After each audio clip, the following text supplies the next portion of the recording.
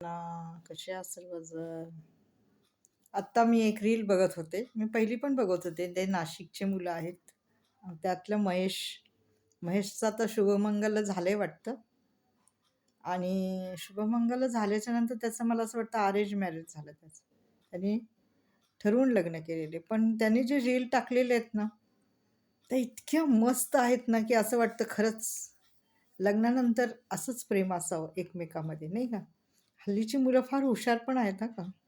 आणि त्याच्या बायकोची आणि त्याची त्याने एक रील टाकलेली आहे. आणि खरंच अरेंज मॅरेजमध्ये पण भरपूर प्रेम एकमेकाविषयी निर्माण होतं. लव्ह मॅरेजमध्येच होतं असं नाही आहे, माहिती आहे का? आणि जो ज्या प्रकारे तो ती रील बनवत आहे, ती खरीच आहे असं वाटतंय कारण त्याने लग्न केलेलं आहे. आणि खूप मस्त वाटते. पहा ना तुम्ही महेश. आणि तो दिसायला पण चांगला आहे, त्याची बायको पण आहे, छान आहे, जोडी चांगली आहे. परंतु अ, म्हणजे त्याच्यात असं घाण काही नाही आहे. सर्वांना बघता येईल अशी ती रील आहे आणि मला फार आवडली.